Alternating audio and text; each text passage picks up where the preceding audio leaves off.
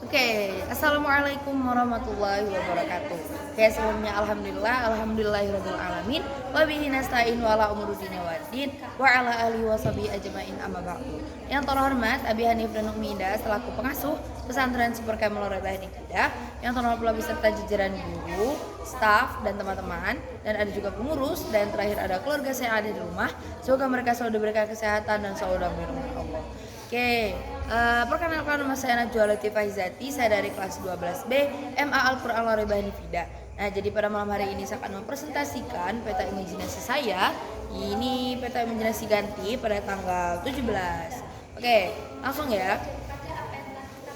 Yang pertama, di sini aku akan mempresentasikan tentang hak asasi ibu bapak. Nah, ibu bapak ini siapa sih? Ya pasti orang tua kita ya pastinya. Dimana seorang ibu tugasnya adalah mengandung kita selama 9 bulan penuh, kemudian melahirkan kita dengan susah payah, baik dalam keadaan apapun. Nah, kemudian tugas seorang ayah adalah menafkahi kita dengan cara yang patut. Juga dijelaskan dalam Quran surah Al-Baqarah ayat 233. Kalian bisa membacanya sendiri. Di situ tentang tugas seorang istri dan tugas seorang suami. Nah, kemudian tugas kita sebagai anak terhadap orang tua adalah tidak menentang perkataan mereka, tidak menentang apa yang mereka suruh, tidak menentang apa yang mereka katakan kepada mereka, kemudian menurut kepada mereka, menundukkan kepala kita kepada mereka, karena mereka adalah orang yang merawat kita ya dari kecil ya sampai sekarang gitu. Kemudian menjauhi apa yang dilarang. Misal orang tua bilang nggak boleh makan ini, nggak boleh kesini, nggak boleh kayak gini, boleh kayak ini, kita turutin karena orang tua kita itu lebih ngerti kita tuh gimana. Kemudian tidak berbicara kasar kepada mereka. Nah, ini salah satunya. Kalau misalnya kita bicara kasar ya itu udah kelewatan batas banget. Karena orang tua itu ya nggak pernah kasar ke anaknya kalau misalnya anaknya memang benar-benar salah gitu. Kalau misalnya kita melakukan suatu hal yang fatal, itu pasti orang tua kita marah karena mereka tahu itu buruk. Nah, seperti itu.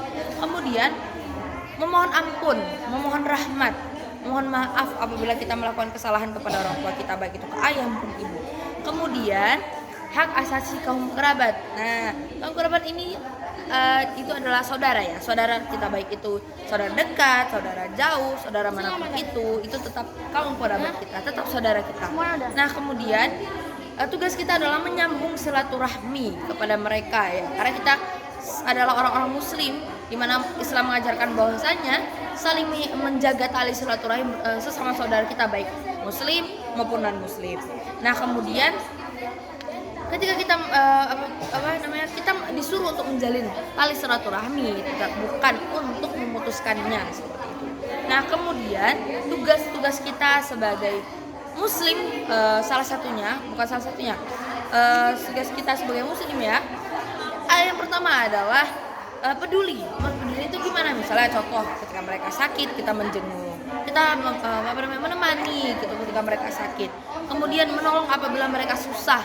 Misal contoh mereka lagi terlilit utang, jadi ketika kita masih merasa mampu, kita masih sanggup untuk membantu, nggak ada salahnya kan kita membantu, walaupun kita walaupun setengah dari harga, nggak apa-apa. Setidaknya kita membantu semampu kita. Apabila kamu tidak mampu maka sesanggupmu. Nah, di Al-Quran juga dijelaskan seperti itu. Kemudian menanyakan apabila dia tidak hadir. Nah, contoh misalnya di sekolah-sekolah. Nah, kita tahu nih dia tuh nggak datang, ternyata dia sakit. Nah, tanya kenapa dia nggak hadir. Nah, kemudian kita melaporkan seperti itu. Itu tugasnya adalah sebagai kerabat.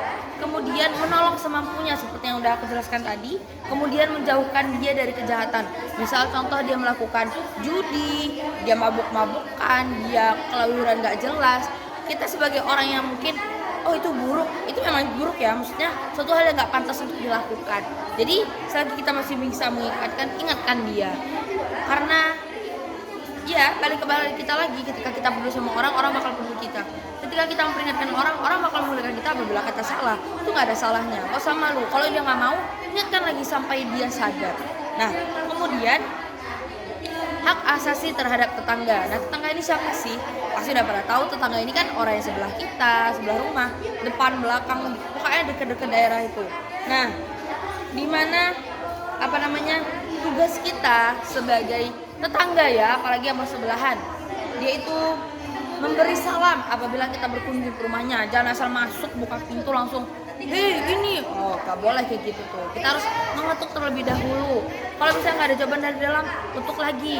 Kalau nggak ada jawaban dari luar, ketuk lagi sampai 3 kali. Kalau misalnya memang sampai 3 kali udah nggak ada, baru kita pergi. Kecuali nanti kita hubungikan, zaman sekarang yang modern ya, bisa ditelepon dulu. Di rumah apa enggak? Kalau misalnya memang mereka lagi nggak sibuk, datang. Nah, kemudian mengembalikan hak-hak. Misalnya contoh kita berhutang kepada mereka ya, kita berhutang kepada mereka. Nah, kalau hutang itu kan sampai mati ya, jadi otomatis kalau bisa kita itu membayar lebih cepat gitu ya. Mungkin kita nggak tahu kan, banyak orang yang menutupi kalau misalnya mereka tuh terhutang. Nah kita udah minjem, mereka terhutang, kita pinjam lagi. Nah itu udah nggak banget. Jadi kita sebagai kita tuh harus peka dong, maksudnya mengembalikan dengan cepat. Kita kan nggak tahu ya pribadi-privasinya orang semuanya, entah mereka punya duit atau enggak. Nah tugas kita adalah ketika kita memiliki hutang kepada mereka, kita memberikannya uang kembali atau membayar utang itu. Nah kemudian berikan ucapan selamat ketika mereka bergembira. Misalnya mereka baru memenangkan sesuatu, atau mereka baru dapat kiriman lah, atau mereka dapat inilah, dapat itu. Ketika mereka senang, itu kita mengucapkan selamat gitu. Itu sebagai ucapan ya, mungkin dia makin gembira kan kalau misalnya kita ucapkan seperti itu. Oke, kemudian tata krama pergaulan. Nah ini tuh udah familiar banget ya. Ketika kita berhadapan dengan teman, kepada guru, kepada siapapun, kita harus bersenyum. Kita harus tersenyum, menampakkan wajah kita yang ceria, seperti itu ya. Kemudian dengan berwajah senyum ini karena menyapa mereka, mengucapkan salam kepada mereka, menanyakan kabar mereka hari ini. Kemudian saling menyantuni. Maksud saling menyantuni adalah apa? Saling menghormati. Ketika kita menghormati, misal contoh ke kakak kelas, kita hormati kakak kelas, maka kakak kelas juga bakal baik-baik aja kan sama kita. Kemudian mendengarkan apabila mereka memberikan nasihat kepada kita, jangan malah dibantah.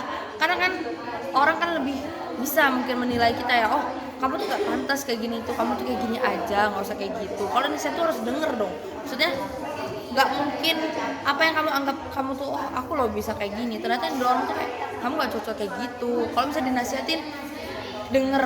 Misalnya kamu tuh belum sholat ya, sholat dulu gini-gini. Kalau dinasihatin tuh harus denger.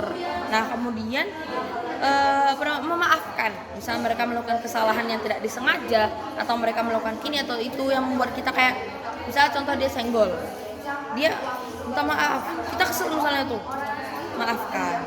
Karena Allah bersama orang-orang yang saling memaaf. Nah, oke, mungkin sekian dari saya. Kurang lebih mohon maaf. Wabillahi taufiq wal hidayah. Wassalamualaikum warahmatullahi wabarakatuh.